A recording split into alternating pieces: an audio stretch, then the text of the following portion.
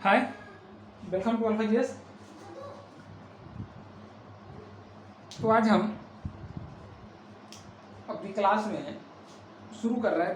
पिछली क्लास में हम पढ़े थे विद्रोह के बारे में। तो विद्रोह जो है कुछ छूट गया था, जिसमें जनजातीय विद्रोह के बारे में आज करेंगे। इसमें जो है इसमें काफ़ी कम समय या काफ़ी कम रोल है।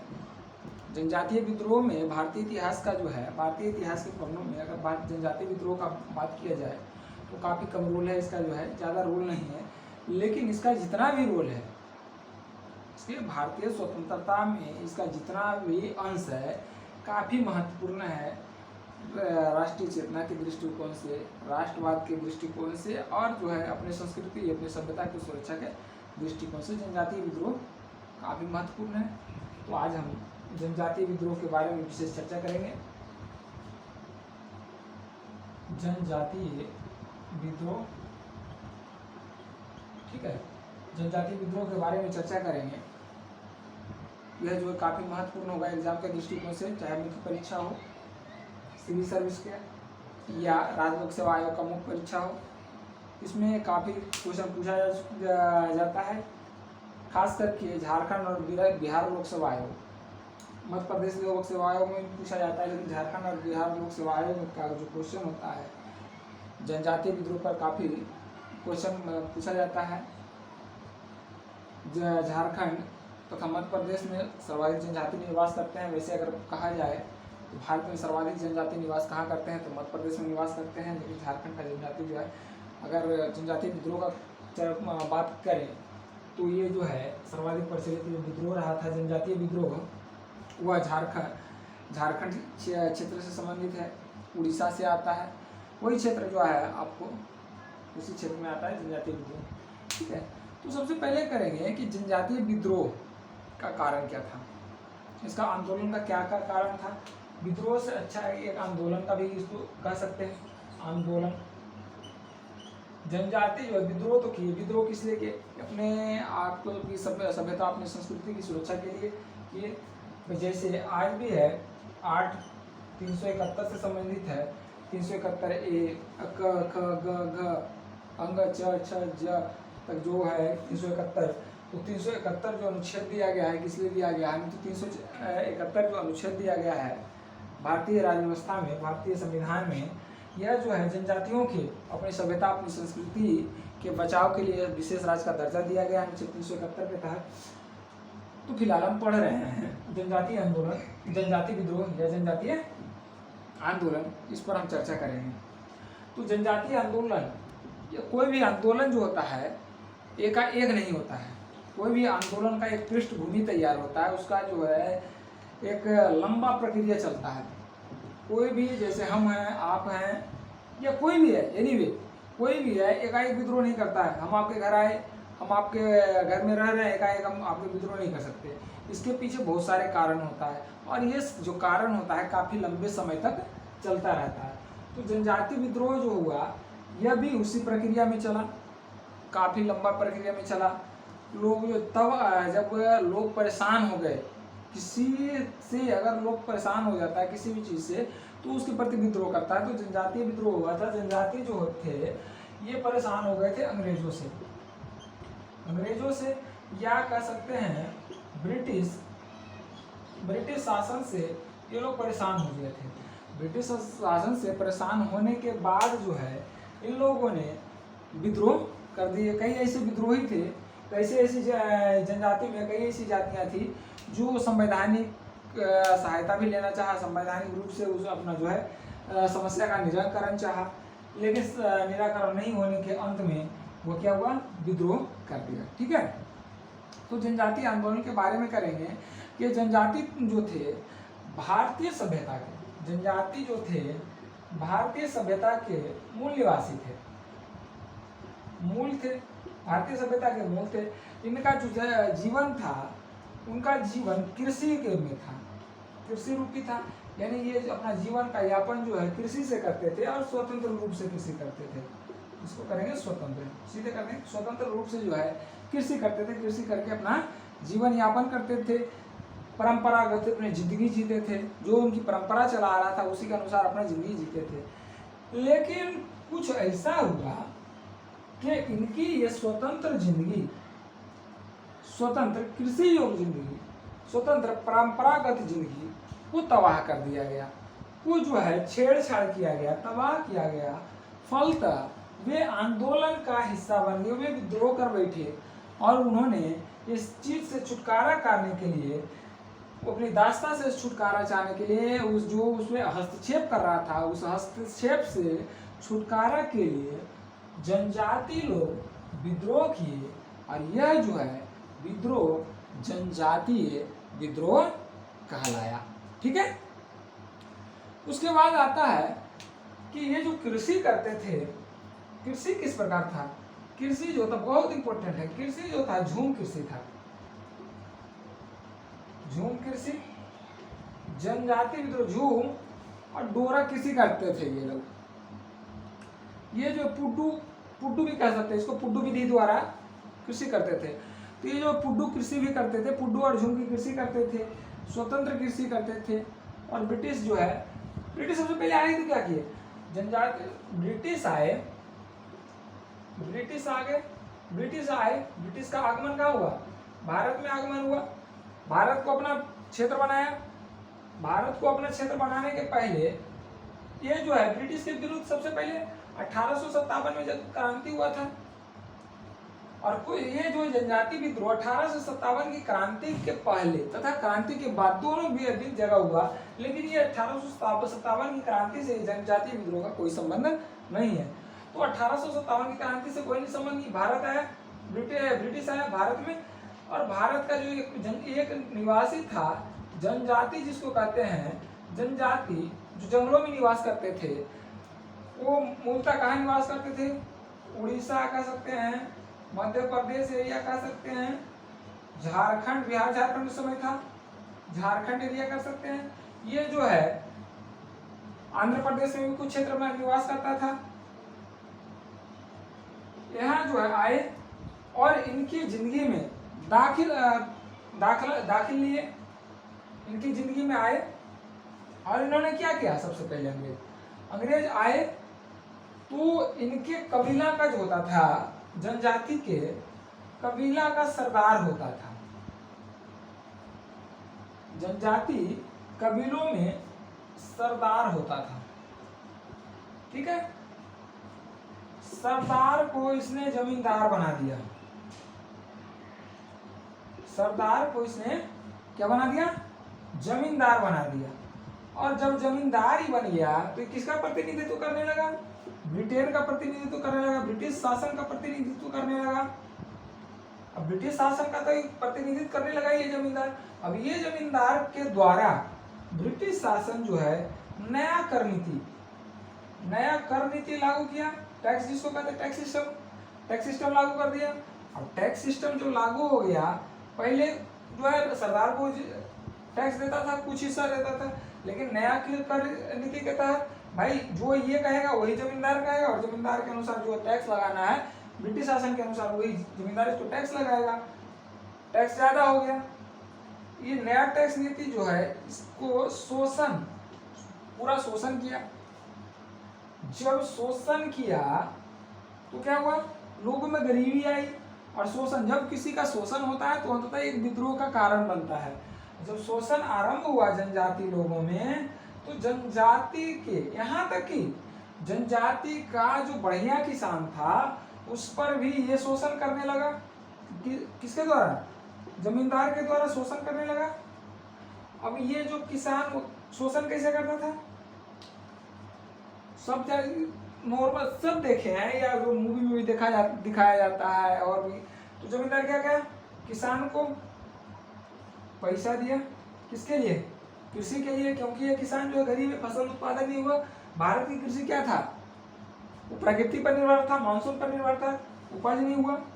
पैसा दिया, लिया किससे? जमींदार से पैसा लिया। जमींदार पैसा दे दिया इसको। अब कहा कि भाई तुम वापस करो पैसा। वापस तो ये कर नहीं पाएगा, क्योंकि इसका जो फसल क्या हुआ?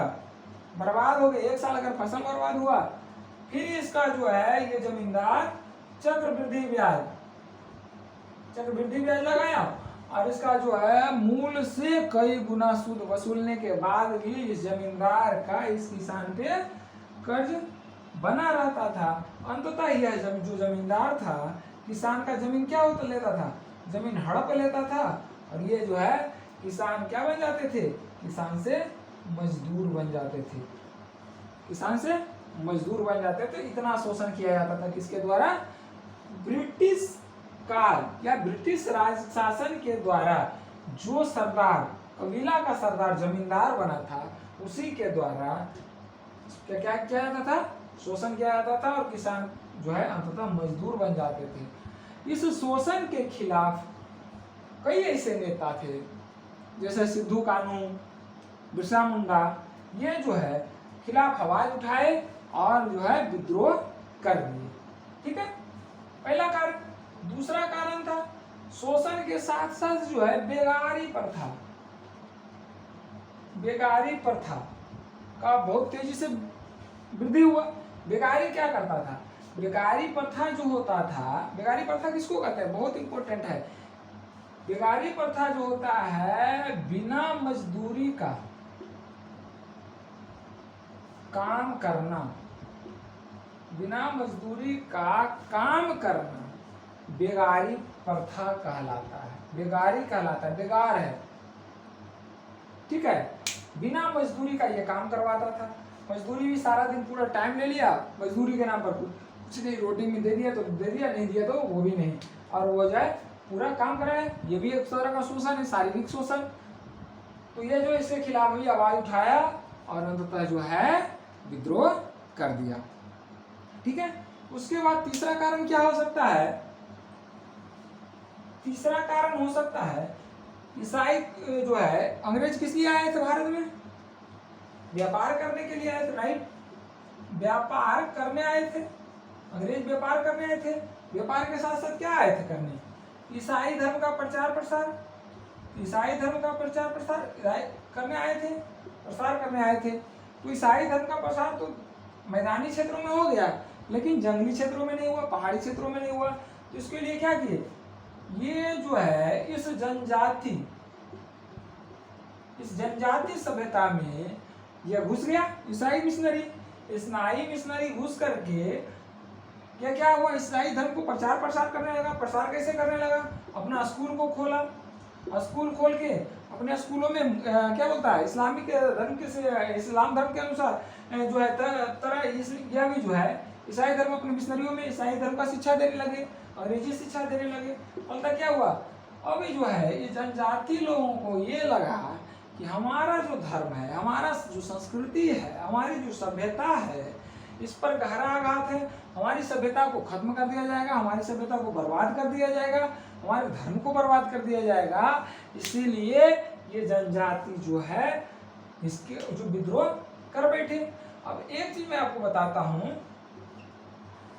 लोगों के विद्रोह का सबसे बड़ा कारण क्या था उस समय, जितना भी है 20वीं क्या बोलता है 20वीं सदी के जो आंदोलन जो विद्रोह हुए, वो सबसे पहले अगर कहे पेट पर लात मारोगे बर्दाश्त कर लेगा, पीठ पर मारोगे बर्दाश्त कर लेगा, लेकिन अगर किसी के धर्म पर आघात करोगे वह बर्दाश्त नहीं करता है। आज भी भावनात्मक राजनीति का खेल जो है ये इसी कारण है। तो ये जो है भावनात्मक चोट किया, भावनात्मक चोट करने के बाद जो है विद्रोह का भावना पैदा हुआ और जनजाति जो है विद्रोह कर दिए। चौथा कारण है, चौथा अगर बात किया जाए तो पुलिस के द्वारा, जो ब्रिटिश पुलिस था, पुलिस के द्वारा जनजातियों पर बिना किसी कारण से शोषण किया गया, शोषण किया गया, काफी शोषण किया था। उसी का जो है ये जो शोषण हुआ पुलिस के द्वारा, वो भारत में आजादी के बाद भी लागू है। इसी का रिजल्ट जो है आप देखते हैं माओवाद, माओवाद जो है इसी का रिजल्ट है। पुलिस के द्वारा शोषण का रिजल्ट का कारण है माओवाद, और माओवाद भी जनजाति जो है विद्रोह से संबंधित है। भारत आजादी के बाद जो माओवादी विचारधारा है, माओवादी जो संगठन है, उसी का कारण है। ठीक है, तो जनजातीय विद्रोह का ये हमारा कारण रहा। ये जो यहाँ तक जो है सबको समझ में आ गया। चलिए नोट कीजिए।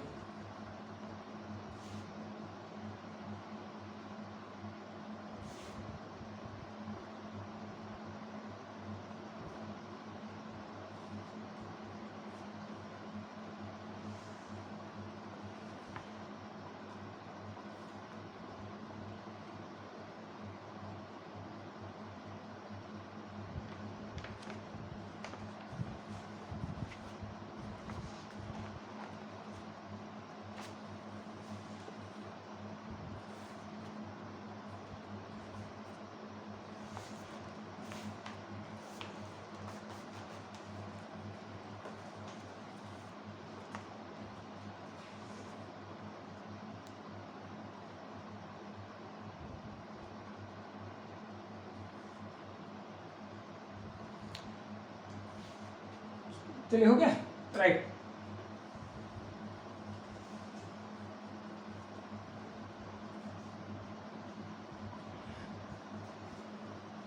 जनजाति विद्रोह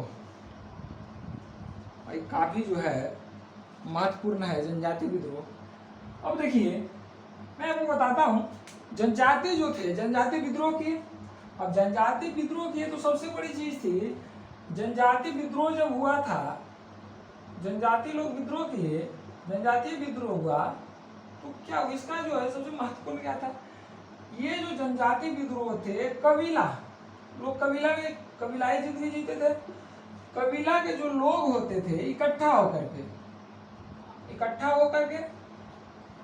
होकर जो आसपास के लोग होते थे, आसपास के कबीले वाले लोग सारे इकट्ठे हो जाते थे, सारे इकट्ठे हो गए, इकट्ठा होकर के एक संगठन बनाते थे, और संगठन बना करके एक नेता बनाते थे, और नेता बना करके वह जो है किसी पर हमला करते थे। और किस पर हमला करते थे?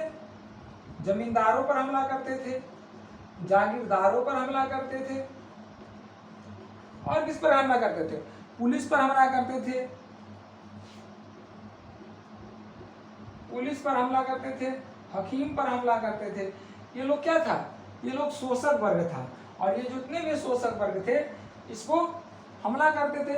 इसको जनजातीय विद्रोह में जो कहा गया है दीकू, दीकू शब्द से जो है इसको इंगित किया गया। दीकू काफी महत्वपूर्ण है, दीकू शब्द से इंगित किया गया है जनजातीय विद्रोह में। तो दीके जो होते थे जनजाति कबीला के बाहरी लोग, जनजाति या आदिवासी कबीला से बाहरी के लोग को दीकू कहा जाता था। और इससे और एक महत्वपूर्ण बात है, ये जो है एक कबीला जो है, एक आदिवासी दूसरे कबीला पर हमला नहीं करता था, एक दूसरे पर हमला नहीं करता था, एक दूसरे पर हमला नहीं करता था, हमला नहीं करता था। और क्या नहीं करता था? और जो है गरीब, मैदानी इलाका में गरीब है, गरीब लोगों पर भी हमला नहीं करता था, गरीब और निसहाय लोगों पर भी हमला नहीं करता था। जनजातीय विद्रोह का सबसे बड़ा ये जो है प्लस पॉइंट है, ये जो है हमला तो करते थे लेकिन गरीब और निसहाय लोगों पर नहीं करते थे। और जो है जनजातीय विद्रोह में और क्या भी जो है इसका स्वरूप में धार्मिक दृष्टिकोण से अगर देखा जाए तो जनजातीय विद्रोह का जो नेता होता था, नेता के रूप को जो है इस तरह से इंगित किया जाता था कि वह जो है भगवान का भेजा हुआ दूत है, भगवान का दूत है, इस पर जो है गोली तीर कमान का किसी का असर नहीं होगा, और वह जो है हम लोग को रक्षा करेगा। और यही जो है सरदार जो होता था, इसी का कबीला का जो नेता है, विद्रोह का जो नेता होता था, उसे भगवान के दूत के रूप में मानते थे, और वो कहा जाता था कि ये लोग जो है हमारी रक्षा करेंगे, इन पर जो भगवान का दिया हुआ आशीर्वाद है, भगवान का दिया हुआ जो है ये आशीर्वाद है, इस पर कोई गोली बंदूक या तीर कमान का कोई असर नहीं करेगा। और इसी के आह्वान पर पूरा कबीला का कबीला इकट्ठा हो जाता था। 1790 और 1790 में जो है जमींदारों के खिलाफ सबसे पहला जनजातीय विद्रोह हुआ था, जो है अंग्रेज अंग्रेजी जमींदार का विद्रोह हुआ था। तो इस विद्रोह के बाद अंग्रेज जो है अपना जमींदार, बताए थे शुरू में कि अंग्रेज जो है कबीला के सरदार को जमींदार बना दिया था। तो अब जो है 1790 का जो विद्रोह हुआ था, जनजातीय विद्रोह, उसके बाद अंग्रेज जो है सरकार को ही बदल दिया, लेकिन विद्रोह शांत नहीं हो पाया। तो उसके बाद जो है विद्रोह 1817 से 20 के दौरान भी एक जनजातीय आंदोलन हुआ, जो जिसको कहा था चेरो और मुंडा जनजाति किए थे। चेरो भी किया था, मुंडा जनजाति किया था और हो नामक जनजाति किया था। इन लोगों ने 1817 के और से 20 के बीच में किया था, लेकिन पुलिस की बर्बरता पूर्वक, याद रखिएगा, पुलिस की बर्बरता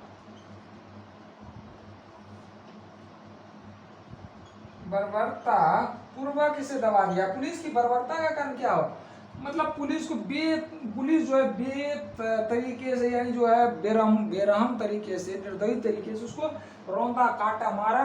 तो ये जो है बर्बरता के कारण ही आंदोलन को आग मिला, धीरे धीरे आंदोलन बढ़ा। नहीं तो अगर ये जो है आंदोलन को बर्बरता पूर्वक नहीं दबाया जाता, शांतिपूर्वक दबाया जाता तो शांत हो सकता था, लेकिन इस बर्बरता के कारण जनजातीय लोगों में और भी फैला,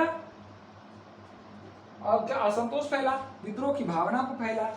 तो क्या हुआ, विद्रोह धीरे धीरे आरंभ होता चला गया। और उसी के बीच में जो है हमारा 1857 का विद्रोह हो गया, और 1857 के विद्रोह में जो है पूरा देशव्यापी विद्रोह हुआ, लेकिन कुछ लोग के गद्दारी की वजह से 1857 का विद्रोह जो है हमारा सफल विद्रोह नहीं हो पाया। इसमें हम कुछ जो है विद्रोह पढ़ेंगे जनजाति विद्रोह के बारे में। तो सबसे पहला अगर आता है संथाल विद्रोह।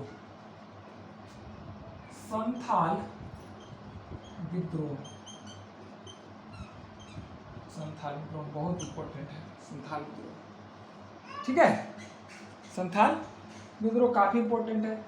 तो संथाल विद्रोह कहाँ हुआ था? संथाल विद्रोह जो था बिहार के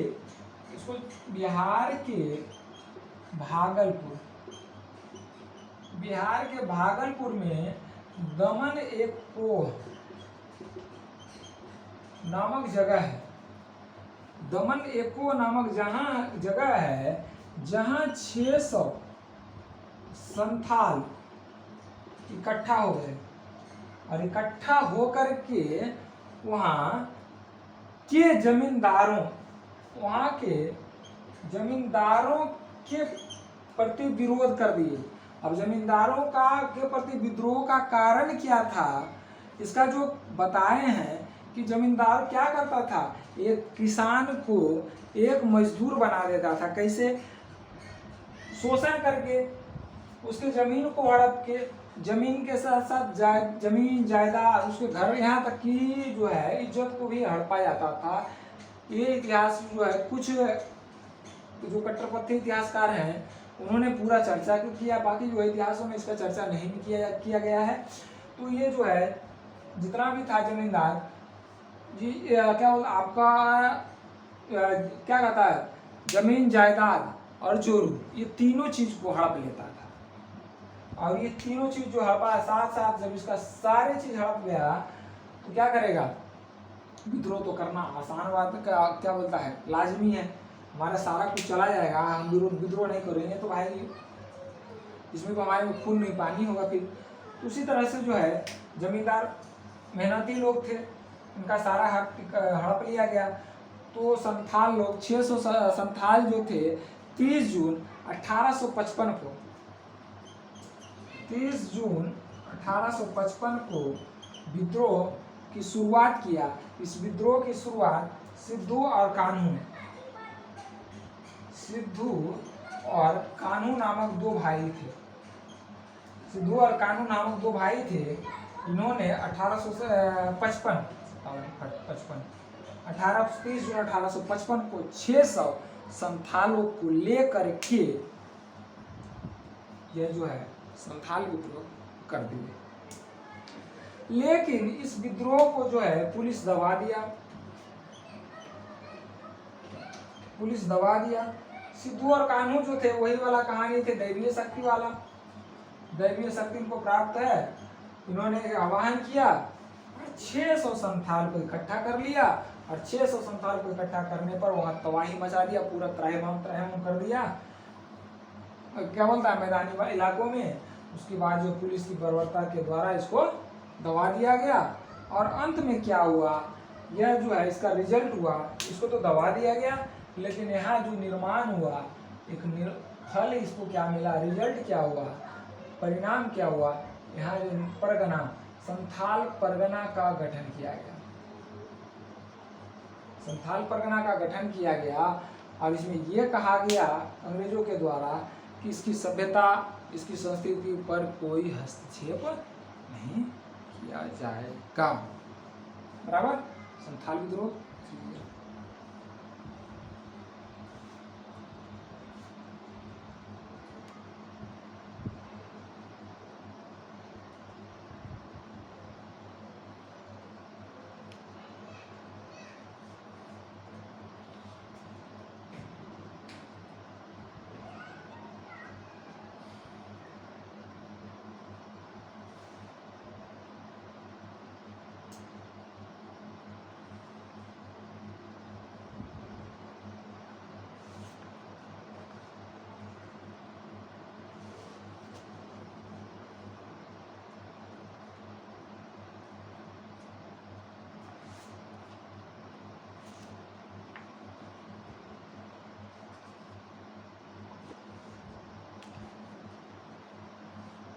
चलिए, हो गया।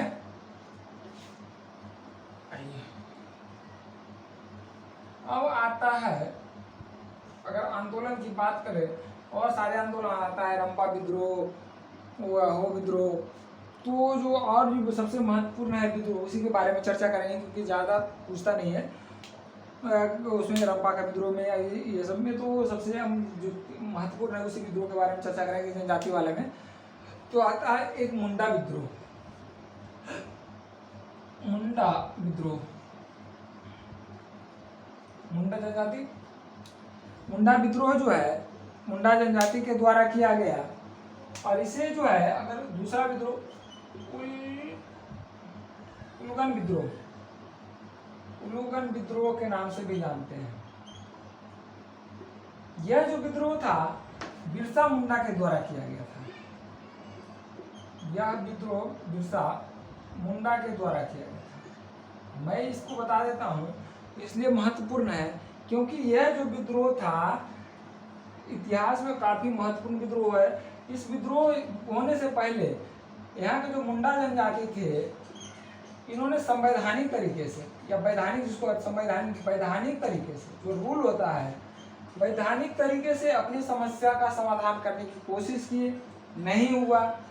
ईसाई मिशनरी का सहायता लिए, जो कहता था ईसाई मिशनरियां कि हम आपको सहायता करेंगे अंग्रेजों के खिलाफ, या जो आपको शोषण करना है उसके खिलाफ मैं आपका सहायता करूंगा।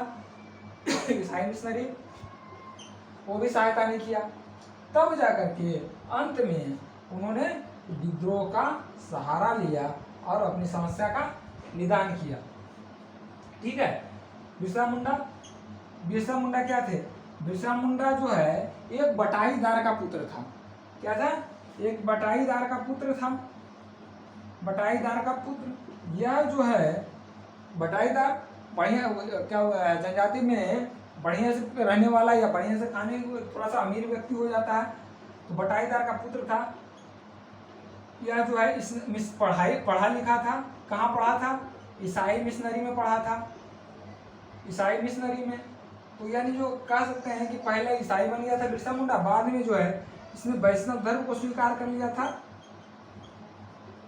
वैष्णव धर्म को स्वीकार कर लिया था। मुंडा विद्रोह जो हुआ था, इस पर डेट डाल दें, 1899 1900 के दशक में हुआ था। 1899 और 1900 के बीच में हुआ था। वैष्णव धर्म को स्वीकार कर लिया बाद में उसने। यह जो है बटाईदार का पुत्र जो था, ईसाई मिशनरी था, इसने जो है वैष्णव धर्म स्वीकार किया। सबसे पहले इसने जो है जंगल में जो है एक, क्या बोलते उसको, जंगल में जो उसका था चौकीदार या इंचार्ज उसको कह सकते हैं, चौकीदार के खिलाफ उसने आंदोलन किया था, उसके खिलाफ आंदोलन करने से सफलता मिली। उसके बाद जो है मुंडा विद्रोह जमींदारों के खिलाफ शोषण के चल ही रहा था, जमींदारों के खिलाफ इसने क्या आंदोलन छेड़ दिया, इसके खिलाफ जमींदारों के खिलाफ आंदोलन किया। अब जमींदारों के खिलाफ आंदोलन इसलिए छेड़ा क्योंकि यह जो है क्या करता था, जमींदार हड़पता था, जमीन का हड़प करके शोषण करता था, इसके खिलाफ आंदोलन, वो भी मुन्ना और क्या बोलता संथाल विद्रोह भी जमींदारों के खिलाफ था, ये भी जो है जमींदारों के खिलाफ था। लेकिन इसमें वहाँ जो था असंगठित था, अशिक्षित था, और इसमें जो है पहले वैधानिक तरीके से किया गया आंदोलन नहीं हुआ, तो जो है बिरसा मुंडा विद्रोह का सहारा लिया। बिरसा मुंडा जो है इसको झारखंड क्षेत्र में जो मुंडा जनजाति है, यहाँ तक कि इसे भगवान का दर्जा दे दिया, बिरसा भगवान का दर्जा प्राप्त है। कहा जाता है, लोग ऐसा मान रखे थे कि बिरसा मुंडा के पास एक ऐसी दैवीय शक्ति थी या ऐसा जो है दैवीय आशीर्वाद था, इस पर कोई गोली का असर नहीं होता था, इसलिए इसे जो है पूरी जनजाति का हिफाजत के लिए जिम्मा उठा लिया और इन्होंने जो है मुंडा जनजाति विद्रोह का नेतृत्व किया। और इसमें जमींदारों को पहले मारना शुरू किया, हत्या करना, जागीरदारों को हत्या करना,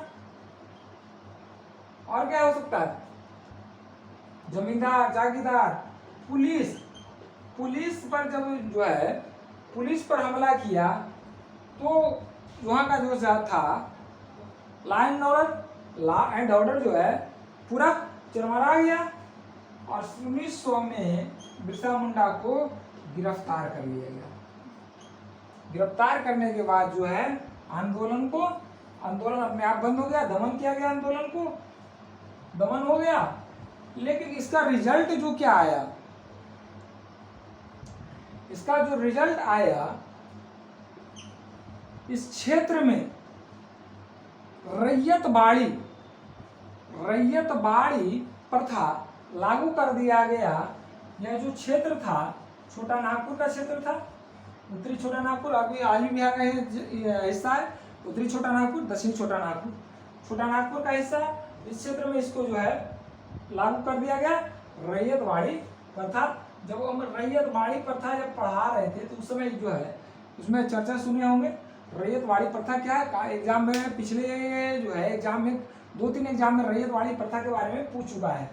तो रैयत बाड़ी प्रथा पूरा लागू किया गया। तो अर्थात जितना भी जो है जनजातीय आंदोलन हुआ तो अपना कुछ न कुछ हक लेकर के, बदलाव लेकर के आया।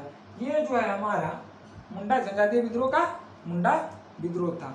अब जो है इसके विद्रोह करने के बाद क्या हुआ, परिणाम क्या हुआ, वैसे हम कह सकते हैं कि यह जो है आंदोलन संगठित आंदोलन तो था नहीं, और ना ही ये देश हित का आंदोलन था।